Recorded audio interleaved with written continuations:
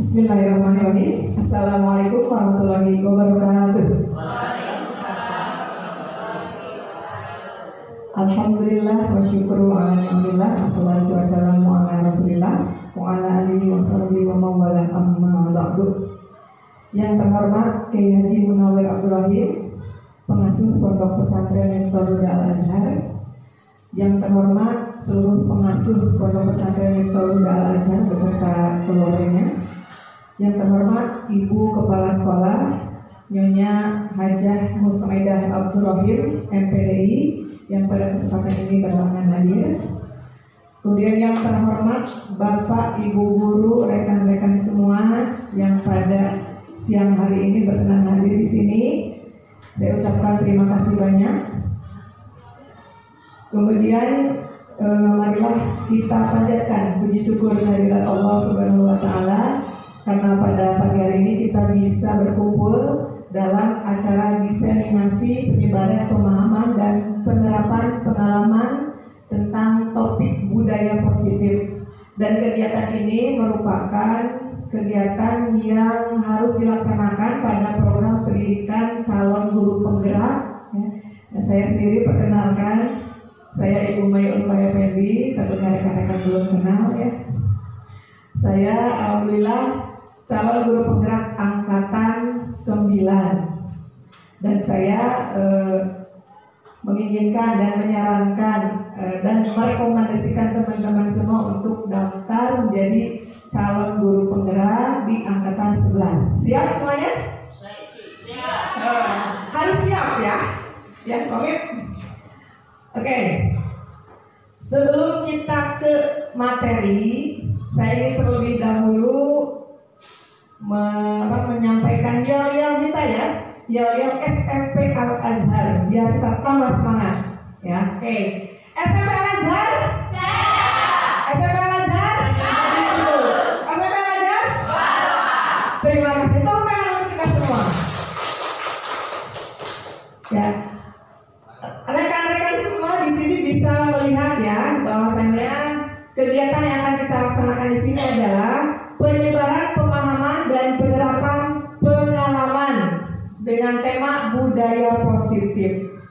Nah, ketika teman-teman semua membaca kalimat budaya positif, apa yang terbersit di benak rekan-rekan semua? Ada yang mau menyampaikan?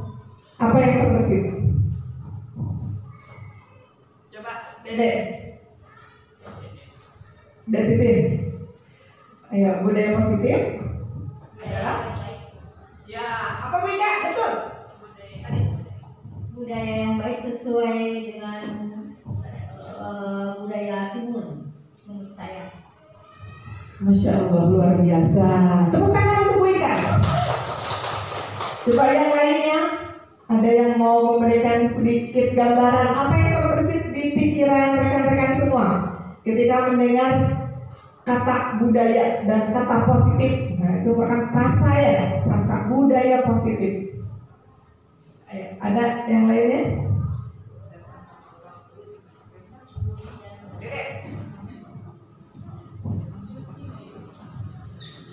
Datang tepat waktu sesuai dengan aturan yang ada di sekolah. Betul sekali ya. Jadi budaya positif ini berhubungan erat dengan tata tertib atau aturan yang ada di sekolah seperti itu. Nah, apa sih budaya positif itu? Budaya positif adalah seluruh pembiasaan baik ya yang dilakukan oleh seluruh warga sekolah, baik itu sikap, perilaku atau tutur kata. Seperti itu ya. Yang kita kenal itu selama ini adalah apa? Tata tertib atau peraturan ya. Nah, namun nanti akan ada istilah baru ya yang akan kita pakai di masa depan ya. Ya, kita lanjut. Nah, berikut adalah konsep inti dari budaya positif yang akan kita bahas. Yang pertama adalah perubahan paradigma stimulus respon. Yang kedua adalah konsep disiplin positif yang tadi telah kita singgung sedikit ya. Kemudian yang ketiga adalah motivasi perilaku manusia. Yang keempat pemenuhan 5 kebutuhan dasar manusia, yang kelima 5 posisi kontrol, dan yang keenam adalah keyakinan kelas, yang ketujuh adalah segitiga restitusi. Nah, itu yang akan kita bahas sekarang ya. Nah, di antara istilah-istilah ini ada yang sudah familiar dengan di telinga? Nah, kalau belum familiar, nah ibu bapak semua, ini adalah pembelajaran yang saya dapat di CKP ya. Seperti itu. Ya, kita ke inti yang pertama. Pembelajaran dengan paradigma baru. Nah, apa itu pembelajaran dengan paradigma baru? Nah, hal ini adalah pembelajaran yang dirancang berdasarkan prinsip pembelajaran berdiferensiasi, sehingga para peserta didik belajar sesuai kebutuhannya berdasarkan tahap perkembangan sesuai teori psikologi modern untuk mewujudkan profil pelajar Pancasila. Nah, di sini ada istilahnya, ada istilah berdiferensiasi. Tentunya ibu bapak sudah mendengarnya atau baru mendengarnya? Sudah pernah mendengarnya, tapi mungkin masih bingung apa itu, gitu ya. Oke, nah di sini kita akan mempelajari paradigma baru yang dicantumkan atau dicanangkan oleh Ki Hajar Dewantara, ya.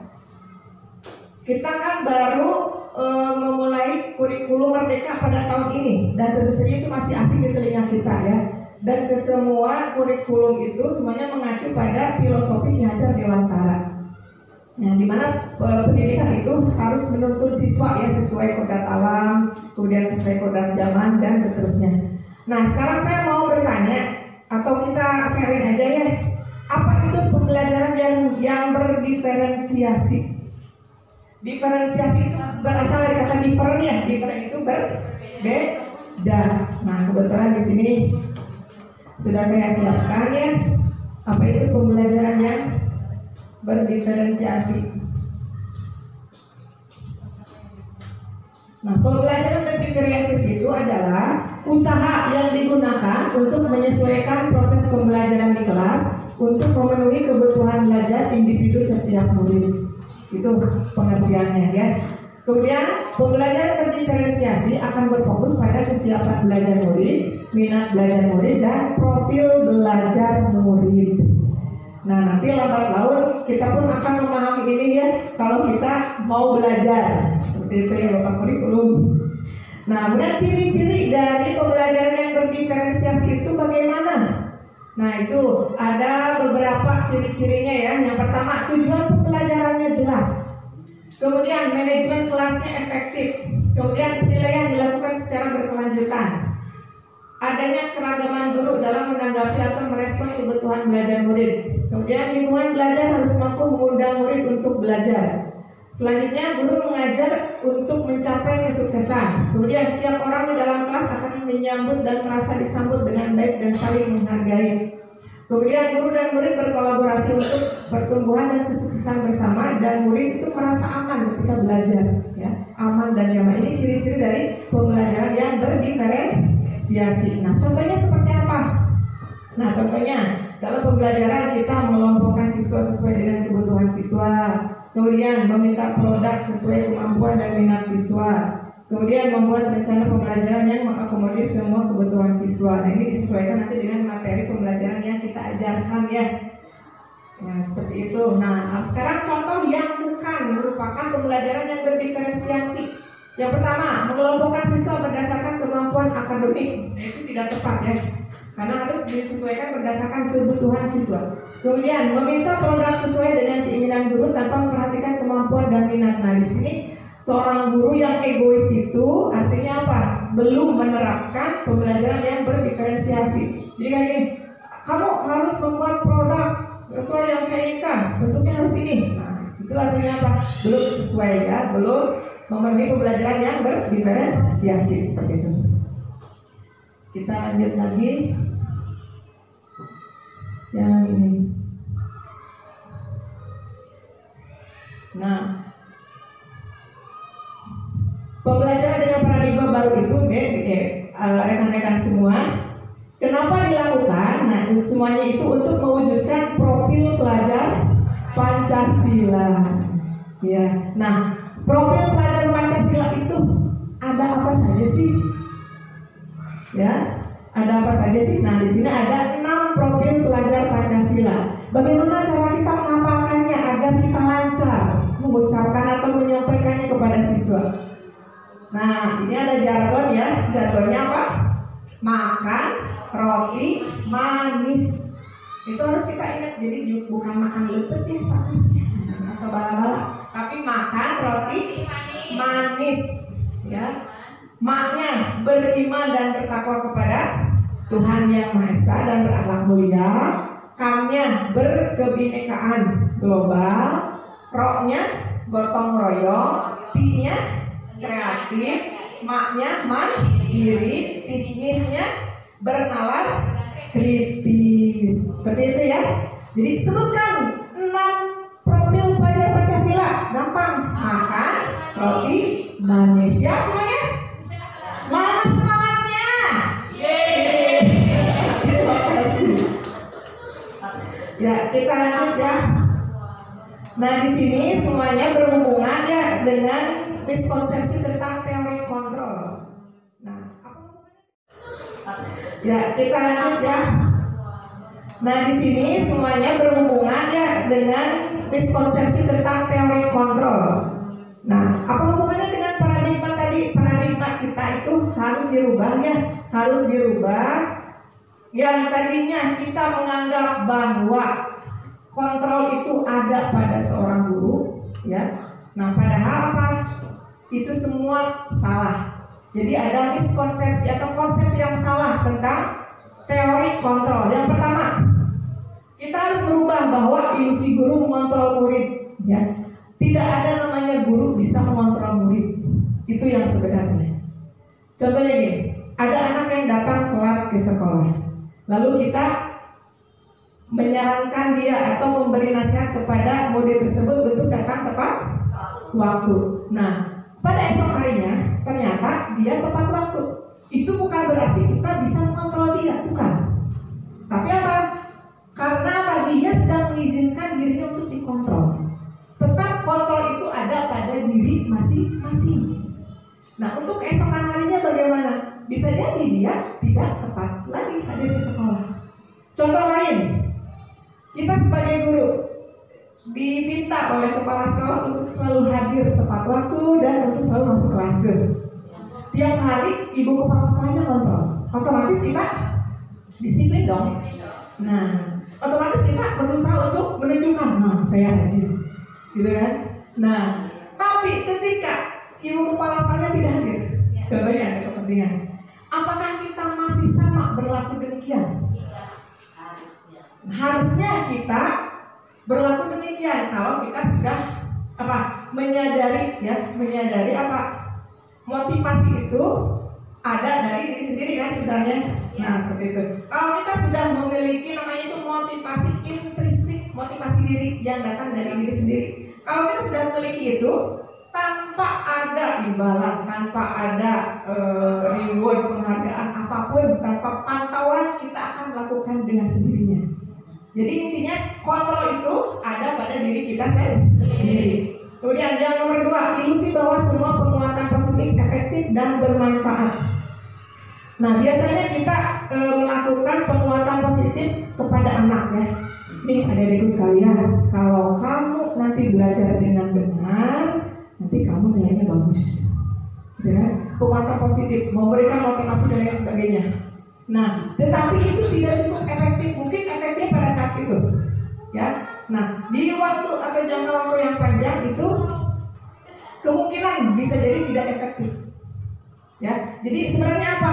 Tetap kontrol ada di masing-masing orang. Kemudian yang ketiga, ilusi bahwa kritik dan membuat rasa bersalah mampu menguatkan karakter. Nah, yang penguatan positif aja belum tentu bisa membuat anak-anak maju atau termotivasi. Nah, ditambah ini ilusi kritik dan membuat rasa bersalah. Ketika anak melakukan kesalahan, kemudian kita memberikan kritik dan menjudge anak itu, ya dengan kamu udah salah. Nah, apalagi hal itu artinya apa? Sudah membuat identitas gagal pada seorang anak. Sampai kapanpun anak itu akan merasa gagal. Saya sudah merasa disalahkan oleh bapak anu atau siapapun itu. Itu seumur hidupnya akan melekat pada hati artinya. Makanya hati-hati jadi seorang guru ya.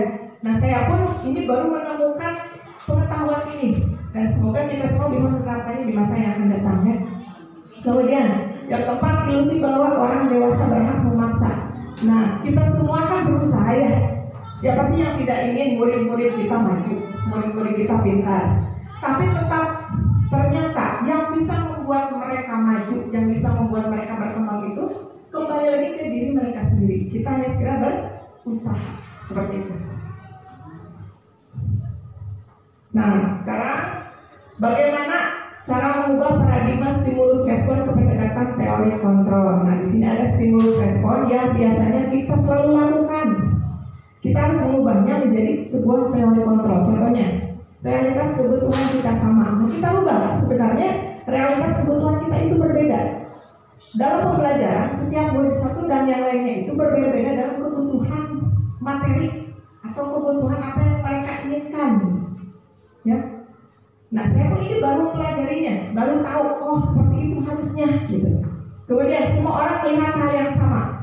Nah kita rubah menjadi teori bahwa setiap orang memiliki gambaran berbeda. Seperti itu.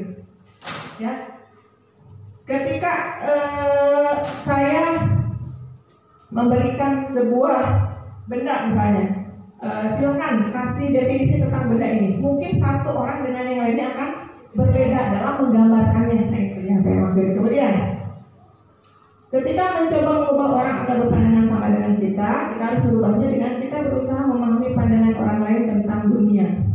Itu.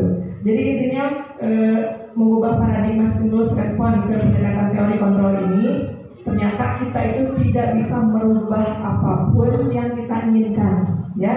Tetapi kita harus mencoba memahami itu dari berbagai sisi, ya. Karena kita dan orang lain itu berbeda-beda, ya. Nah, kemudian yang lain juga ada orang lain bisa mengontrol saya, padahal hanya Anda sendiri yang bisa mengontrol diri sendiri. Ya. Kemudian saya bisa mengontrol orang lain, tapi pada kenyataannya Anda tidak bisa mengontrol orang lain. Ya, kemudian pemaksaan ada pada saat rujukan gagal. Kolaborasi dan konsensus menciptakan pilihan-pilihan baru dan seterusnya. Yang terakhir model berpikir menang atau kalah. Nah, di sini kita kadang egois ya dalam pergaulan atau terutama pengajaran. Yang penting mah anak diomongan iya ku ibu guru, ku bapak guru, kudu narimakeun gitu kan. Nah, itu harus dirubah ya. Harus dirubah menjadi model berpikir menang-menang. Istilahnya itu win-win solution ya. Pernah dengar ya? Nah, seperti itu. Jadi murid dapat ilmu, guru pun iya seperti itu. Guru pun sama ya. Nah, kita lanjut ke konsep disiplin positif. Dalam hal ini adalah disiplin kontrol. Ya. Kita awali dengan kata disiplin. Disiplin itu apa sih artinya? Ya, di sini ada. Disiplin itu berasal dari kata disiplina yang artinya belajar. Oh, ternyata disiplin itu belajar. Ya. Iya, belajar untuk apa? Belajar untuk memperbaiki diri, ya. Disiplin mengacu pada disiplin diri yang memiliki tanggung jawab terhadap apa yang dilakukannya berdasarkan nilai yang diyakini. Kemudian disiplin positif juga merupakan salah satu cara untuk penerapan disiplin yang bertujuan untuk menumbuhkan kesadaran serta memberdayakan peserta didik tanpa imbalan atau penghargaan, ancaman atau hukuman. Gitu. Jadi seseorang melakukan disiplin itu bukan karena rewardnya, hukuman atau apa tadi imbalan ya, tapi berdasarkan kesadaran diri kita sendiri. Gitu ya. Nah kita sudah seperti itu belum? Ya, terima kasih, alhamdulillah.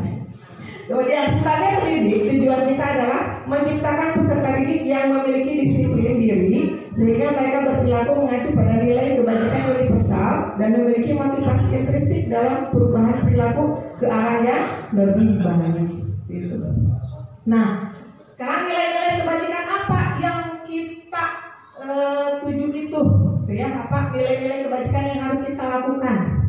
Nah, ini ada beberapa contoh nilai yang disepakati bersama yang terlepas dari suku bangsa, agama, bahasa maupun latar belakang. Ini contoh-contohnya ya, yang bernilai profil pelajar Pancasila yang tadi itu, yang apa?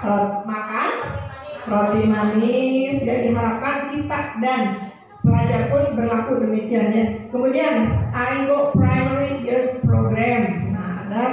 nilai-nilai kebajikan, toleransi, rasa hormat, integritas, mandiri dan seterusnya ya. Kemudian keterampilan hidup atau life skill.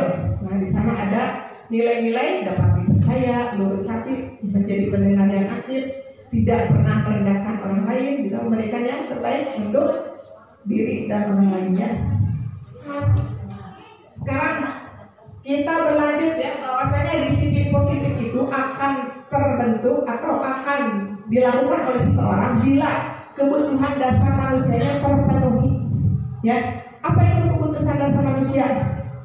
Kebutuhan dasar manusia adalah segala sesuatu yang kita lakukan untuk mendapatkan apa yang kita inginkan. Ya, jadi seluruh tindakan yang kita lakukan itu memiliki tujuan tertentu, betul tidak? Iya. Dan semua usaha terbaik yang kita lakukan adalah dalam rangka agar kebutuhan dasar kita terpenuhi dengan baik. Nah, apa saja 5 kebutuhan dasar manusia itu? Yang pertama, bertahan hidup. Ya, bertahan hidup itu contohnya apa? Ya, kita bertahan dengan makanan, ya kan, pakaian, tempat tinggal, keamanan dan kesehatan. Yang kedua ada kasih sayang dan rasa diterima. Nah, ini harus kita laksanakan di seluruh aspek kehidupan kita, tidak hanya di kelas ya. Anak-anak itu perlu kasih sayang dan rasa diterima loh. Ya. Nah, sudah melaksanakannya Bapak Ibu yang saya percaya Bapak Ibu sudah melaksanakannya ya, apalagi di zaman sekarang. Tidak ada lagi membentak murid, tidak ada lagi nyelentik, tidak ada lagi hal-hal yang bersentuhan dengan fisik ya. Nah, seperti itu. Nah, kemudian ada penguasaan. Dalamnya ada harga diri, keinginan untuk diadab, memimpin, berprestasi, diakui dan didengar. Nah, ya, kita nanti di kelas itu tidak harus hanya berlaku menjadi seorang guru, tapi juga berlaku sebagai kawan mereka ya, dengan mendengarkan segala macam keluhan mereka dan lain-lain.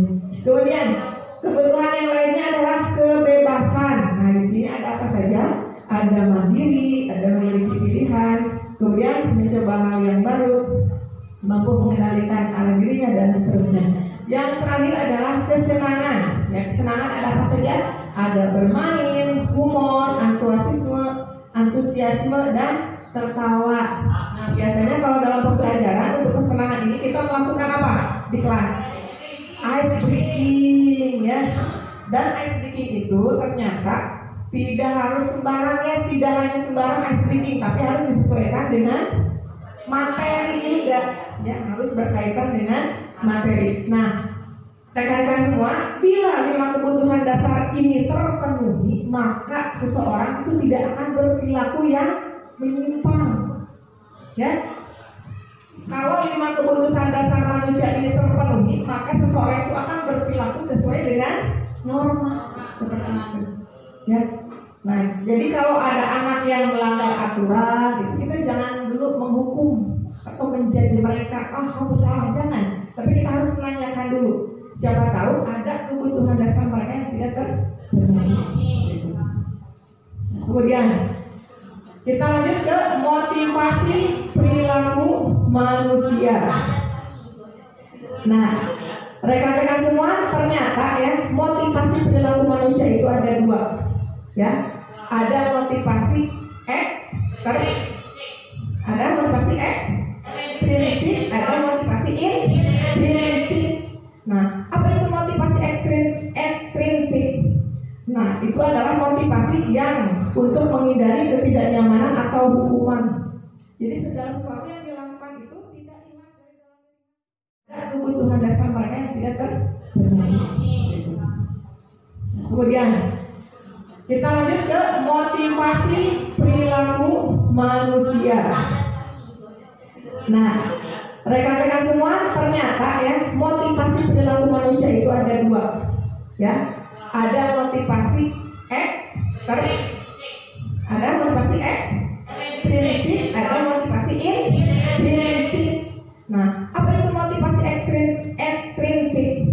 Nah, itu adalah motivasi yang untuk menghindari ketidaknyamanan atau hukuman.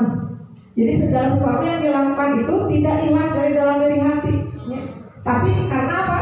Menghindari ketidaknyamanan atau hukuman. Dari hukum yani misalnya.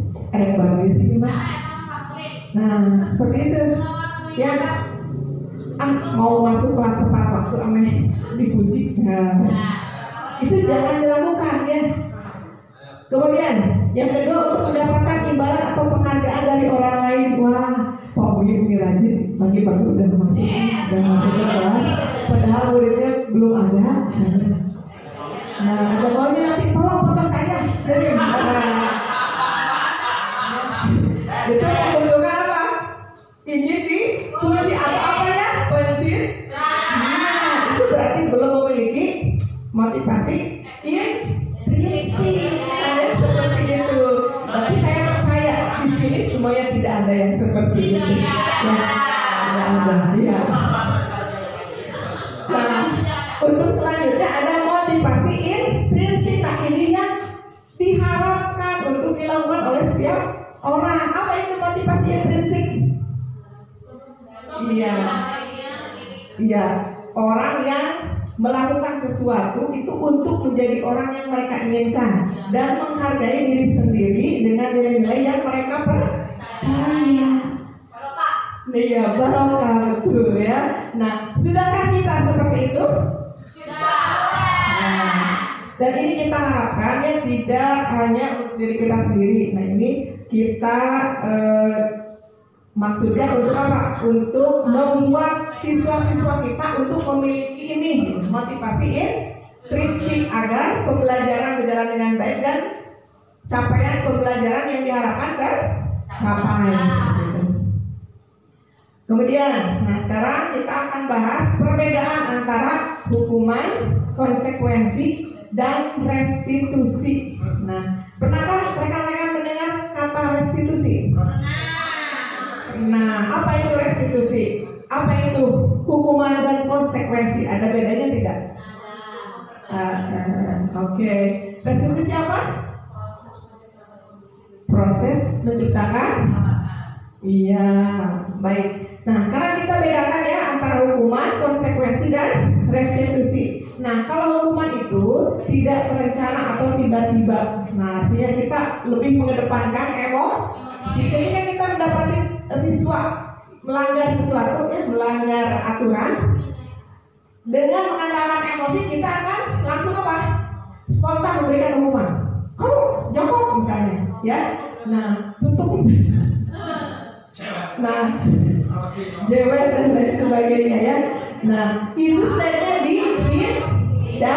dihindari ya.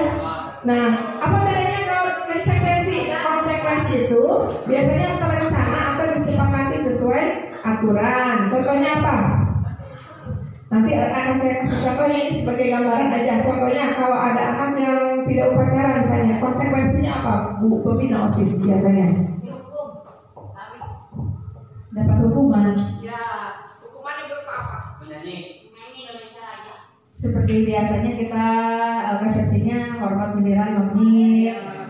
Seperti itu biasanya. Nah itu jadi beda-beda tipis antara hukuman dan konsekuensi. Kalau konsekuensi itu artinya konsekuensi apa yang dilanggar itu sudah dibahas sebelumnya. Jadi anak-anak sudah mengetahui itu konsekuensi. Kalau hukuman itu bersifat spontan ya. Seperti itu. Kemudian kalau restitusi itu apa? Nah ini proses menciptakan kondisi bagi murid untuk memperbaiki kesalahan. Jadi di sini kita meminta siswa untuk menyadari hal yang dilakukannya itu salah, gitu ya.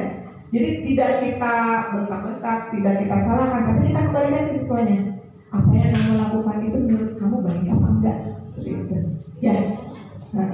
Memang susah dilaksanakan, tapi sedikit demi sedikit kita rubah semua itu ya, agar bisa tercipta sebuah restitusi di sekolah kita.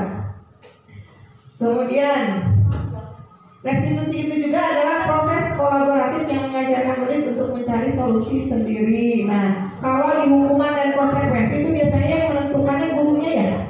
Kamu harus ini. Jadi si murid hanya menerima. Tapi di restitusi anak itu dicoba untuk mencari solusi sendiri nih. Kalau kamu tidak ikut upacara, kira-kira konsekuensi yang pantas untuk kamu lakukan apa? Atau solusi untuk hal itu apa? Jadi murid sendiri yang menentukan. nanti saya akan ikut upacara di Senin yang akan datang. Kalau enggak, ibu guru boleh panggil saya, misalnya seperti itu. Jadi anak sendiri yang memberikan solusi untuk kesalahan yang dia langgar. Itu namanya apa? Restitusi. Paham ya rekan-rekan? Nah, kemudian kita lanjut ke 5 posisi kontrol guru. Nah, kita di sini bisa membaca ya, ada 5 posisi kontrol guru. Nah, kita ada di posisi mana kira-kira? Yang pertama, ada penghukum. Ya, sudah paham apa penghukum ya? Ada sesuai yang melanggar, kamu jongkok, kamu apa namanya itu? Sit up. Sit up 50 kali. Nah, itu penghukum. Kemudian yang kedua, pembuat merasa bersalah. Ya. Ketika ada anak yang berbuat salah, kita langsung menyalahkan, kamu ini udah salah, nggak upacara. Nah, jadi anaknya jadi, apa sih gitu kan? Nah, ya. Kemudian kita berlaku sebagai teman.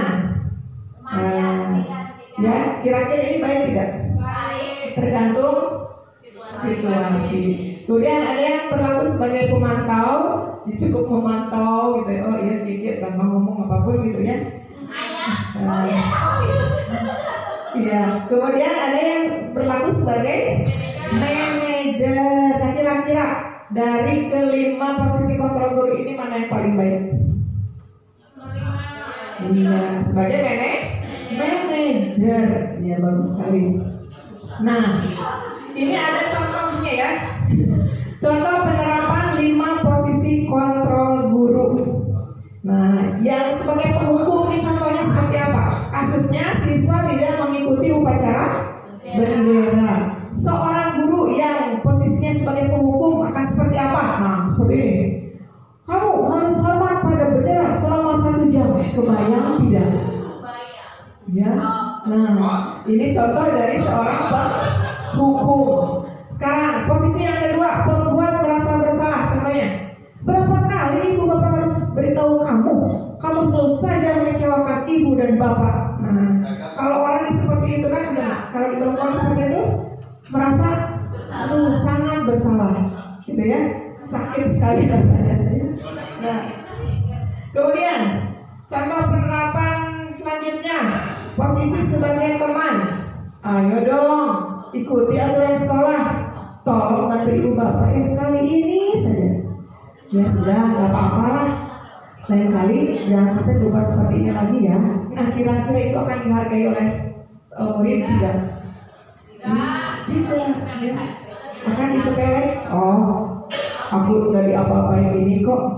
Besok-besok lagi malas lah upacara, paling itu doang. Ya, nah seperti itu. Kemudian posisi yang sebagai pemantau, contohnya, kamu sudah melanggar peraturan sekolah. Kamu tahu nggak konsekuensinya? Di depan kamu harus ikut upacara ya. Nanti akan ibu awasi kamu. Nah, itu contohnya sebagai pemantau. Nanti yang mau dilihat. Jadi cuma itu aja, itu sebagai pemantau aja ya. Nah, yang terakhir, penerapan kontrol guru sebagai manajer. Nah, kalau ada anak yang tidak mengikuti upacara bendera, baiknya kita apa? Kita tanya, ya. Seperti ini contohnya. Apakah kamu tahu kesalahan kamu? Oh iya bu, kemungkinan dia akan jawab jujur pak. Ya, kesalahan saya nggak ikut upacara. Nah, setelah itu kira-kira bagaimana kamu memperbaiki kesalahanmu? Ya, nanti Senin depan saya akan ikut upacara tepat waktu. Ya, kemungkinan akan seperti itu. Karena apa? Dia menyadari kesalahannya dari diri sendiri, tidak ada merasa disalahkan, apalagi mendapatkan hukuman. Ya, seperti itu. Nah, sekarang saya mau bertanya, posisi kontrol apakah aku? Nah, Bapak Ibu sekalian, kira-kira sudah ada di posisi kontrol yang mana? Ya, coba ada 1 sampai 5 tuh. Saya kecewa sekali dengan kamu. Biasanya suka mengucapkan itu enggak ke anak-anak. Kamu tidak pernah benar melakukannya. Jus kalau jualnya ya.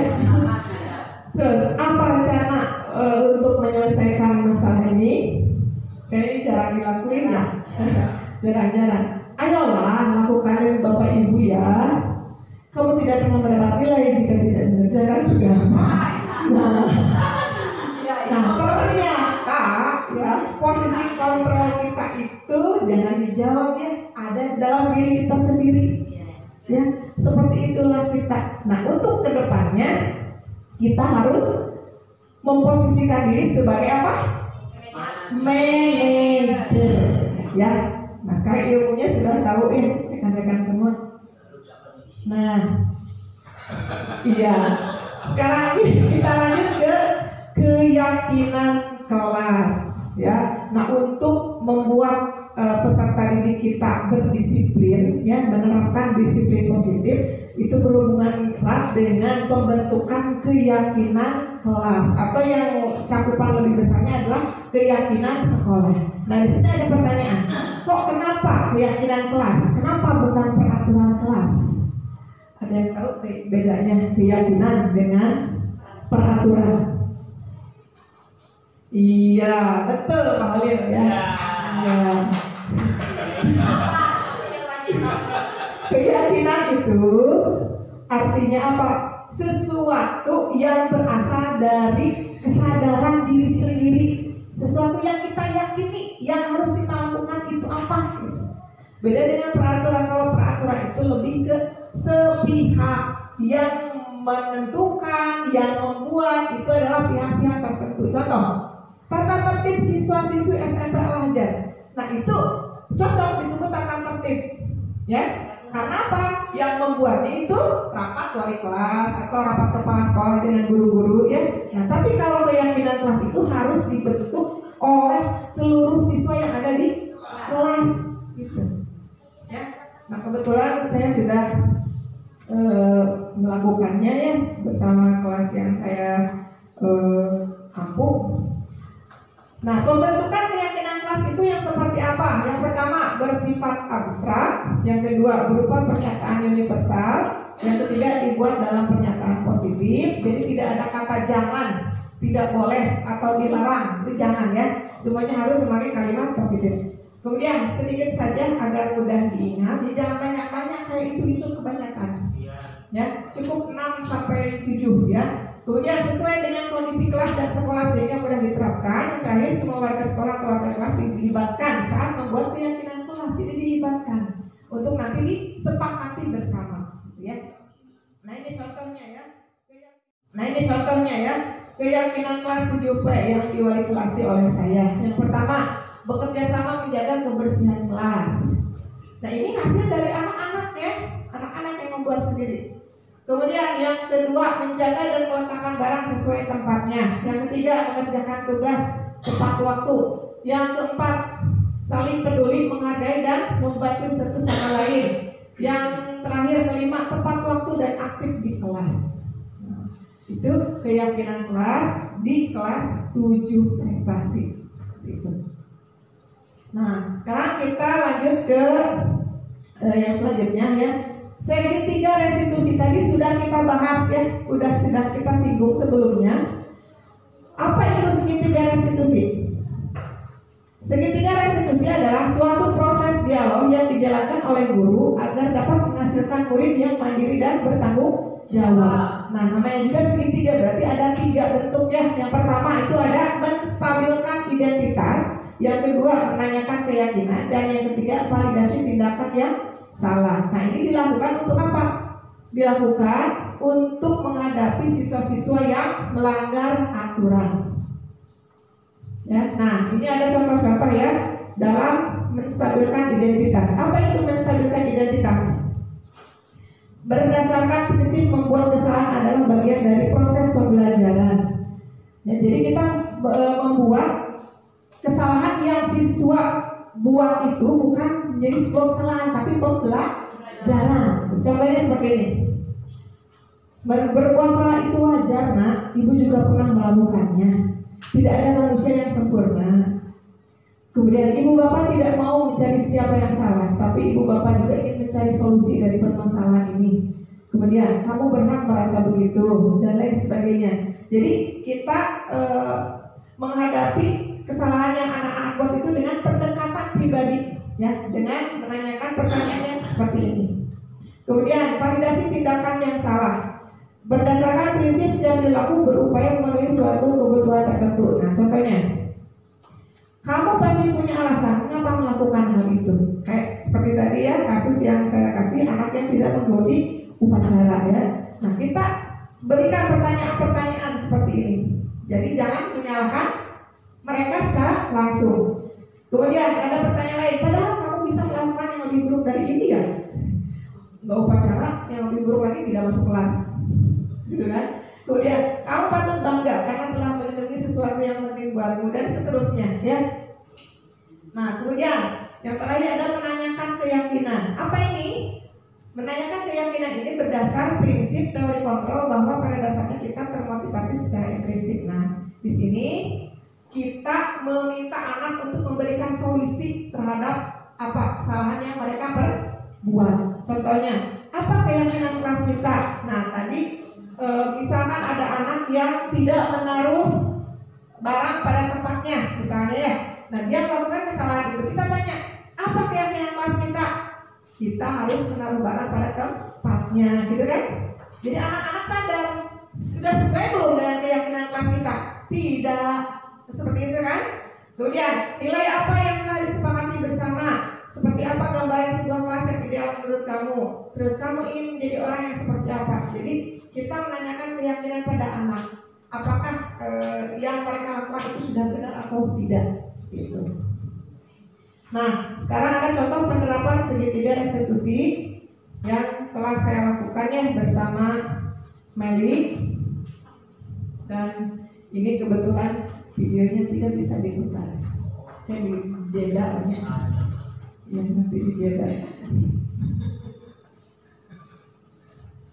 Nah, sekarang teman-teman sekalian, kita sudah sampai di penutup untuk sesi terakhir ini. Silakan rekan-rekan memberikan tanggapan dan pertanyaan. Silakan kepada rekan-rekan yang memberikan tanggapan.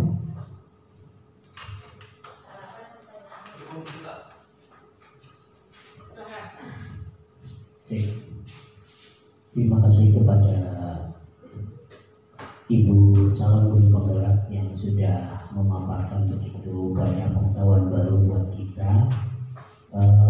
Tanggapan saya mengenai pemaparan yang telah diberikan oleh Ibu calon penggerak, saya sebelumnya tidak tahu apa itu pembelajaran yang berdiferensiasi. Tapi tadi saya sudah mendapatkan pemaparan tentang pengertian dari pembelajaran yang berdiferensiasi. Ternyata itu sangat penting sekali kita terapkan kepada murid-murid kita di kelas. Karena pembelajaran berdiferensiasi itu mencakup seluruh kebutuhan dan karakter dari semua siswa yang ada di kelas. Karena masing-masing karakter dan sifat dari siswa itu berbeda, tidak semuanya bisa menerima proses pembelajaran yang monoton dari seorang guru melalui satu cara pembelajaran saja. Bisa jadi seseorang anak itu tidak senang ketika guru itu menerangkan sesuatu dengan cara guru berceramah terus-menerus dan sebagainya. Tetapi bisa jadi dia akan lebih tertarik untuk mempelajari suatu hal tertentu ketika ibu gurunya menyampaikan dengan cara yang berbeda. Misalnya ada penerangan melalui video, gambar dan lain sebagainya. Itu yang pertama. Yang kedua, saya juga jadi paham tentang posisi kita sebagai guru terhadap apa tadi ya yang ada hubungannya dengan kontrol ya, posisi kontrol seorang guru gitu. Nah, bahwa seringkali di antara kita masih ya menyalahkan atau menjadi penghakim bagi seorang siswa atau murid apabila mereka dianggap berbuat salah atau melanggar peraturan yang ada di sekolah. Tapi sebenarnya jauh dari itu, kita harus memahami sebenarnya posisi yang terbaik kita itu di mana. Apakah kita mau menjadi seorang yang suka menghukum atau suka menyalahkan siswa atau bagaimana? Dan memang tadi saya memperhatikan posisi yang terbaik memang adalah posisi kita sebagai seorang manajer. Jadi bukan kita terus menyalahkan seorang murid ketika dia berbuat kesalahan, atau justru membuat dia semakin merasa bersalah, atau kita membuat penghukuman kepada mereka yang justru membuat mereka merasa jadi seperti tidak tidak dianggap atau dihargai di sekolah dan sebagainya. Jadi posisi manajer ini memang posisi ternyata yang paling pas kita terapkan untuk diri kita sebagai pendidik, diterapkan kepada siswa-siswi kita. Banyak lagi hal yang saya dapatkan dari pemaparan Ibu calon penggerak tadi, tapi saya berikan waktu kepada yang lain untuk menanggapi. Terima kasih. Assalamualaikum warahmatullahi wabarakatuh.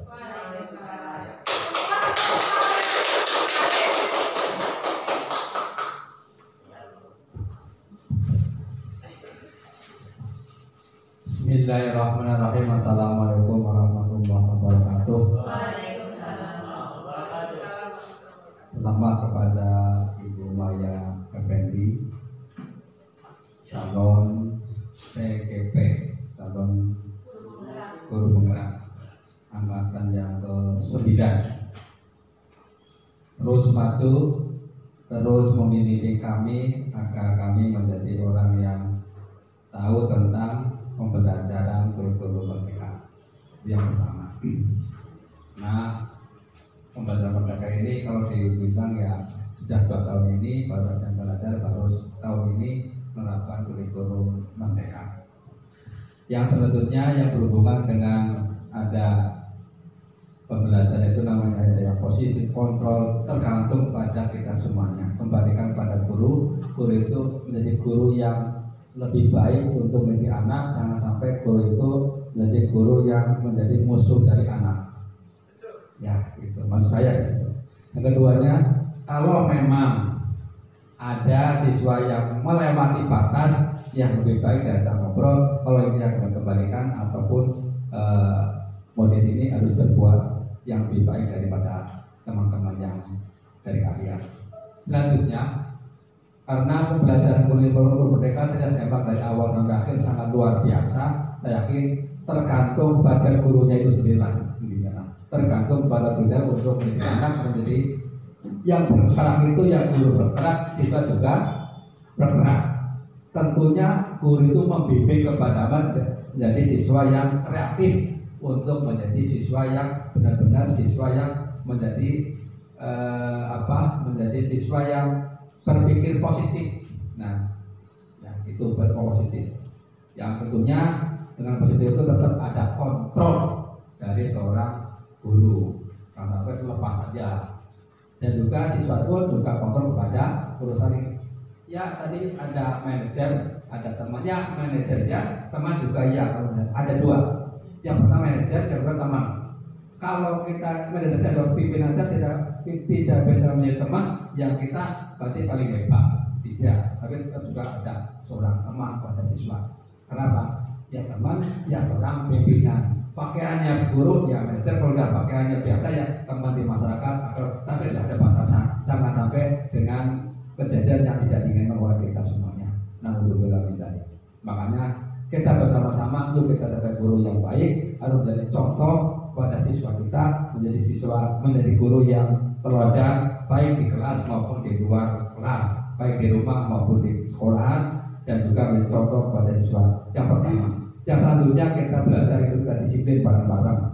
Jangan seperti cuma masuk kelas dipoto ceklek pergi bisa-bisa aja gitu. Tapi kita tergantung pada diri kita lah. Kontrol itu tergantung diri kita sendiri, bukan orang lain yang akan mengontrol. Kita tepat waktunya, memang kebiasaan saya tepat waktu sih ya. Kalau lambat ya lambat, dia tuh kebiasaan terlambat ya, biasa terus sampai waktunya. Itulah. Ada maunya, kalau dari Besaro baru datang. Ya, contoh saya lah, gitu aja lah contoh. Saya nggak mencontohkan kepada orang lain, tapi saya kebiasaan saya tepat waktu jam itu dari sekolah dengan ibu ini saya. Pak Agus, terus apalagi ada Pak Kolil kasih, ada Bu Maya, udah itu aja yang tua gitu. Ada Bu Mun, ada Bu Tete, ada Bu Ika, ini lah pokoknya rata-rata lah itulah. Yang sekarang yang masuk di kelas ini ada Bu Ginda, ada Bu Devi, itu yang lainnya. Kemudian dan seterusnya. Ya kita belajar minimal kontrol kita diri kita sendiri lah. Mudah-mudahan itu ada itu positif juga kasih itu renang dia lebih kasih daripada saya. Lintas profesi. Alhamdulillah kita mencari guru yang minimal mendekati kepada guru yang keluar dan saya belajar masuk juga sama dengan yang keluar. Terima kasih kepada positif. Yang terakhir, itu ya. Jadi Nurhasana. Yang terakhir, saya merasa bangga ada guru SMP Al-Azhar dan masuk kepada calon DP. Mudah-mudahan ini bisa dikeluarkan untuk periode yang ke-11 ya. Ya, mudah-mudahan 10 11 11 9 calon yang selanjutnya 11. Mudah-mudahan ini selalu belajar dengan Bu Maya walaupun nanti di sekolah maupun di rumah maupun ada tidak harus bisa menerima kami kekurangan kami, apalagi saya gaptek dengan teknologi. Terima kasih. Wassalamualaikum warahmatullahi wabarakatuh. Ya, terima kasih untuk tanggapannya ya. Yang pertama dari Pak Holil dan yang kedua dari Pak Mif. Saya mengucapkan terima kasih kembali. Sama-sama saya juga masih belajar ya Pak. Saya juga baru mendapati ilmu ini dalam pendidikan CGP begitu. Untuk yang selanjutnya adalah pertanyaan. Barangkali dari rekan-rekan semua ada yang mau bertanya, disilahkan.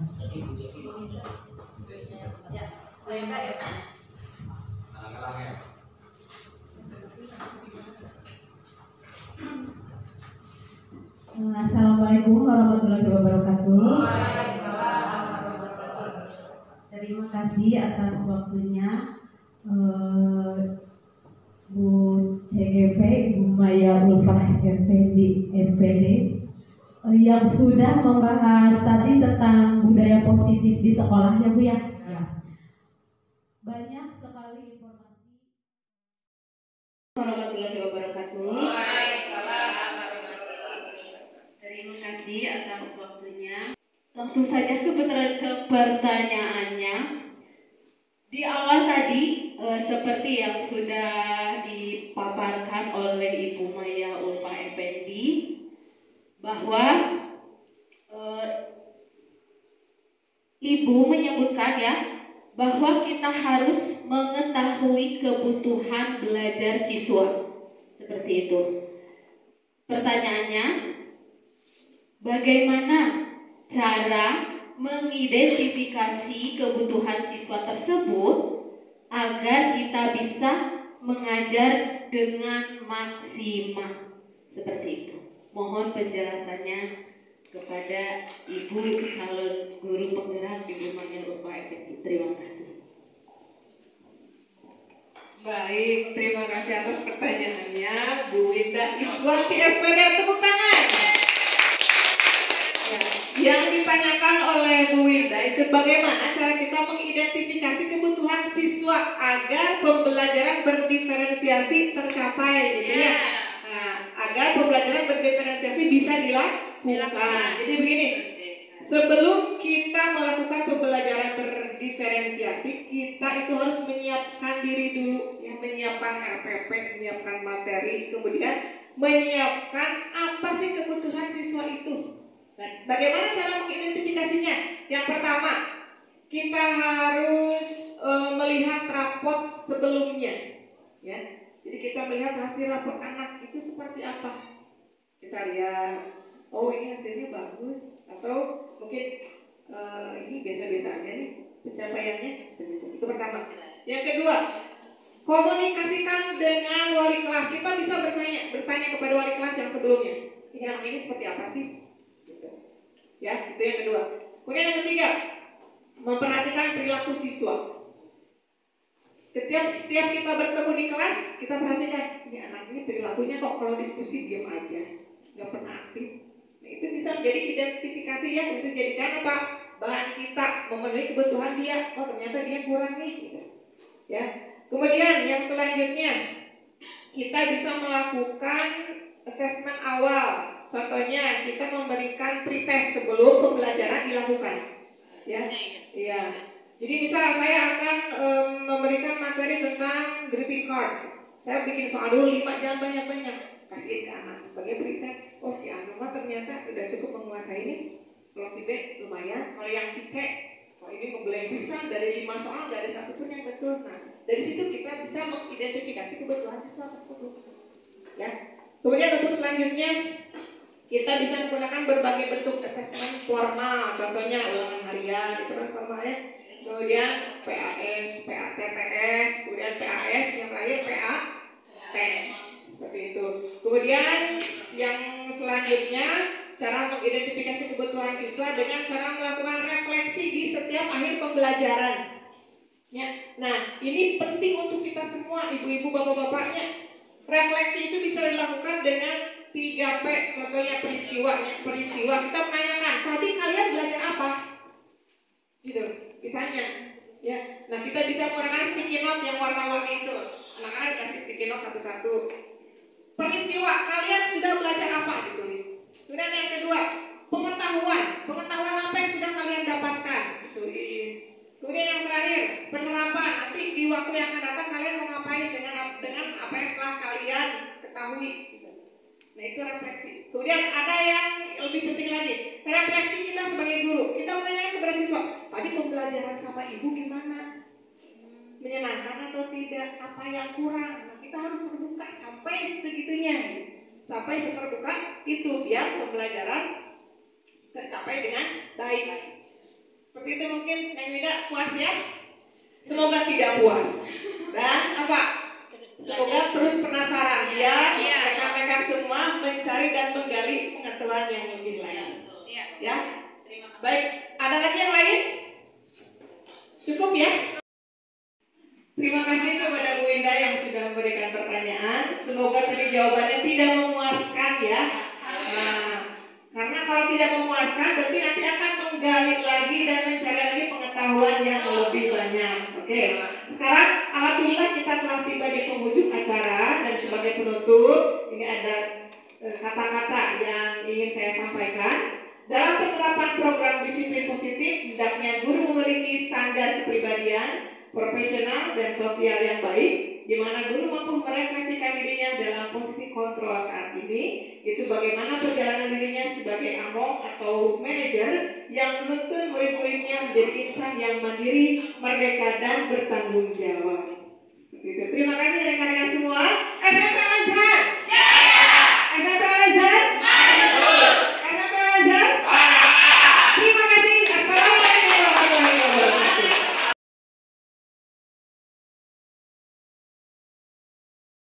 Assalamualaikum warahmatullahi wabarakatuh. Assalamualaikum warahmatullahi wabarakatuh. Waalaikumsalam warahmatullahi wabarakatuh. Good morning, students. Good morning. How are you today? Thank you. And you? I'm fine too, thank you. You are welcome. Okay, good. Hari ini adik-adik sengaja ibu kumpulkan kalian untuk membuat sebuah keyakinan kelas. Adik-adik pernah mendengar keyakinan kelas? Belum ya? Nah, keyakinan kelas itu sama dengan peraturan kelas atau tata tertib kelas. Kalau peraturan atau tata tertib, adik tentu saja sudah pernah mendengarnya ya? Iya, contohnya seperti itu ada di sebelah kanan kalian yang tata tertib siswa-siswi SMP Al-Azhar. Itu. Nah, apa bedanya Bu peraturan dengan keyakinan? Nah, dalam hal ini keyakinan kelas yang akan kita buat ya. Bedanya apa? Kalau keyakinan itu berdasar dari apa? Berdasarkan pada keyakinan adik-adik. Adik-adik menyadari bahwa hal itu adalah sesuatu yang harus dilakukan. Ya, jadi datangnya dari dasar hati. Kalau peraturan atau tata tertib itu lebih dari apa? Satu hal yang sepihak yang dibuat oleh seseorang. Misalnya di sini seseorangnya adalah pihak sekolah atau guru seperti itu. Nah, kalau keyakinan kelas itu dibuat oleh adik-adik sendiri. Paham? Nah, untuk aturannya nanti ibu akan memberikan sebuah kertas seperti ini ya. Ini katanya seperti ini. Nah, nanti adik-adik akan menuliskan satu buah keyakinan keras yang adik-adik yakini. Ya, contohnya seperti apa, Bu? Nah, contohnya misalnya adik-adik dalam hati meyakini hubungan antar teman itu harus bagaimana? Misalnya harus saling menghormati, harus saling menghargai satu sama lain, ya. Kemudian hubungan antara murid dengan guru, ada punya keyakinan seperti apa? Sama, harus menghormati. Kemudian apa? Kalau lagi belajar harus memperhatikan gurunya, ya, dan lain-lain. Kemudian untuk datang ke sekolah, yang ada yakini gimana? Ketika adik-adik masuk sekolah itu harus apa? Apakah harus terlambat? Apakah harus tepat waktu? Nah, itu contoh-contohnya, ya. Nah, dalam hal ini adik-adik tidak boleh menggunakan kalimat negatif. Kalimat negatif itu contohnya jangan terlambat, itu jangan dipakai. Tapi harus apa? Memakai kalimat positif. Contohnya datang tepat waktu. Jadi adik-adik harus menghindari kata-kata jangan, tidak boleh, apalagi tidak diperkenankan misalnya, ya, seperti itu.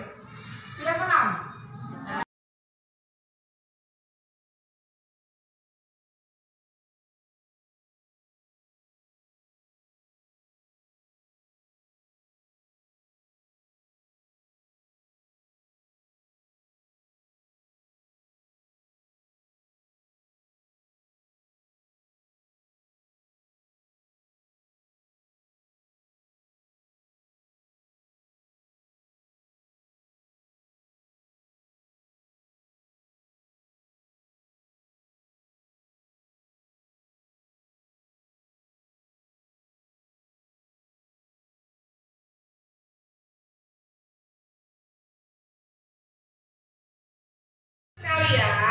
Kalian sudah membuat sebuah keyakinan kelas dan sudah ditempel di depan. Nah, nanti selanjutnya kita akan diskusikan ini, lalu mengambil keyakinan kelas yang sama untuk nanti diambil yang paling dekat, ya, atau yang paling tepat, seperti itu. Jadi nanti hanya akan ada 5 sampai 6 keyakinan kelas yang akan kita ambil.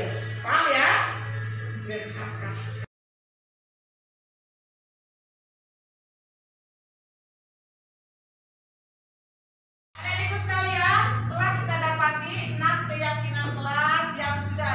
Nah, untuk kedepannya mari kita laksanakan dengan baik. Siap, ya? Siap? Nanti keyakinan kelas kita, tepuk tangan semuanya.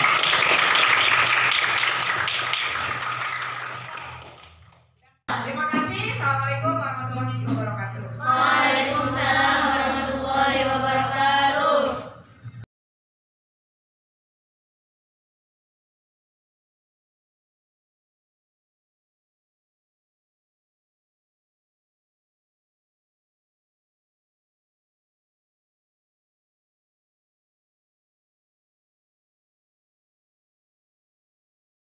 Sangat senang, bersemangat, antusias, senang,